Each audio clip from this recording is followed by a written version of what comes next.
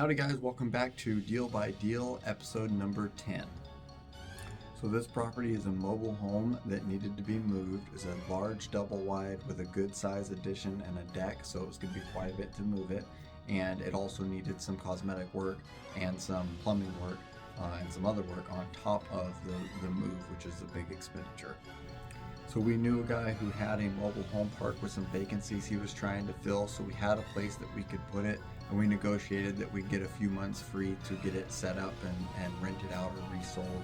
And it was a great deal for him because he got one more of his lots filled without having to put out any of his money. It was a good deal for us because it saved us on the lot rent and having a place to put it, as opposed to trying to find a vacant piece of land and getting that all set up would have been just an extra huge project that we really didn't have time for. The folks that were giving this thing away needed it gone real quick. So we talked to the professional house movers who could come lift this thing up. They actually cut off the deck and the addition, but they lifted up the two halves, of the double wide in one piece. The double wide itself was probably, it was big, 1600 square foot just for that. And they picked that up and moved it and moved the deck and the add-on, got it all set back together, set up.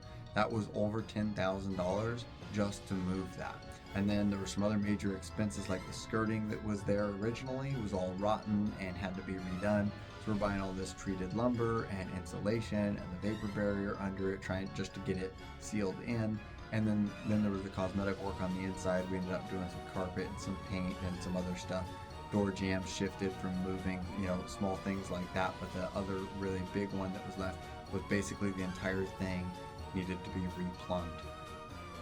Now the replumbing wasn't something that we had counted on because they were using it where it was, but by the time we got it set up and bounced it down the road, this mobile home was older and it had steel pipes which had corroded quite a bit, and by the time we bounced it down the highway and let it sit for several months, the pipes were basically shot. So we hired a plumber to come fix the sink because it wasn't very good, and then come fix that and come fix the other, and pretty soon we had to have them come in and replumb the entire thing because all the plumbing was shot. It was just failing one piece at a time. So that ended up costing way more than it should have, and way more than it would have if we'd have just gotten it all done in one go.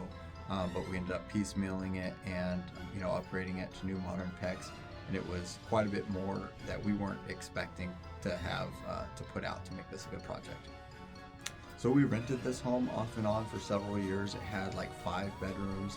One of the problems that we had with it was that it was on natural gas heat where we got it from, and we can convert that over to propane. But the propane heat on something with the efficiency of a mobile home and quite a bit of square footage, it was not very efficient. And so the heating bill was always expensive on this property.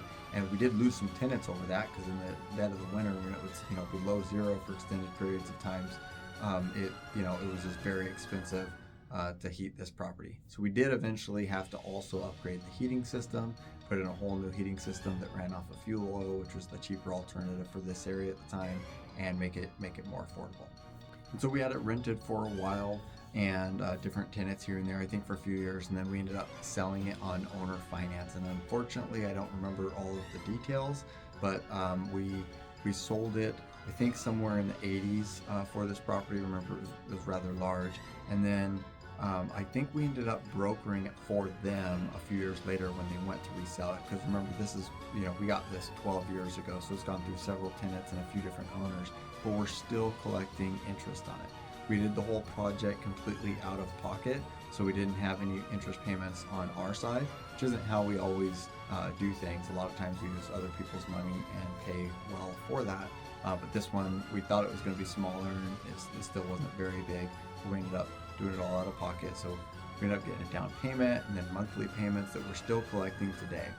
Since it's in a park, the owner, which was us when we were renting it, and it's now the buyers, they're still responsible for lot rent, but that covers the water and the sewer and the garbage and the plowing of those roads.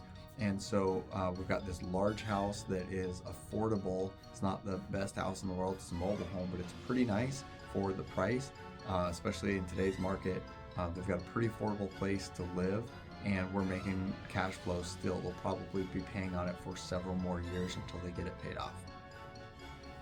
One other thing, while we had this sold, just for folks who are interested in the owner finance process, the buyer is responsible for the taxes and the insurance, and we require the insurance is on the property if we're still a lien holder on the property, because if something were to happen to it, we would need to make sure that we get our funds.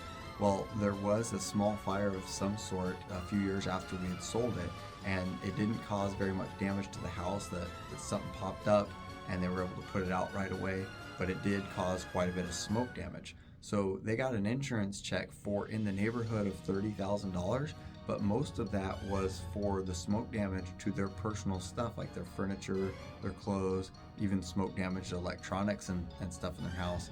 And very little of that was actually for the damage to the property. Would have been under $5,000. It was pretty small.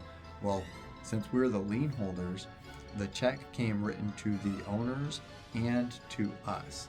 And so that gives us the opportunity on these owner finance things, is that we could have required licensed, bonded professionals to do this work, or we could have held that money in escrow until it was done. We had some power there to make sure that if our collateral was damaged, they didn't just run off with our money.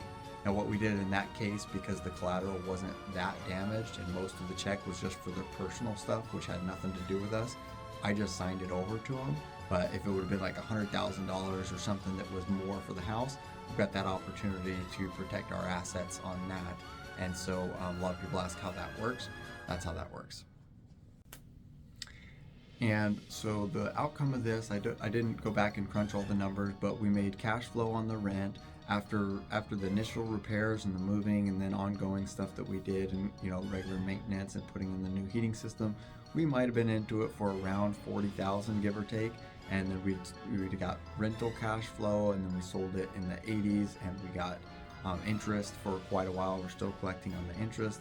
And so I don't know exactly what our profit margin is on that, but it's probably somewhere between 60 or 80, maybe even a little bit more, depending on how long it takes them to pay it off, because the longer it goes, the more interest we make. So it was a pretty good investment. Had to be positioned. We were in a pretty good spot, having a place to put it when they needed to get rid of it fast, and having the money to get that done, and the ability to handle the logistics of moving it and setting it up. So it was a good investment for us.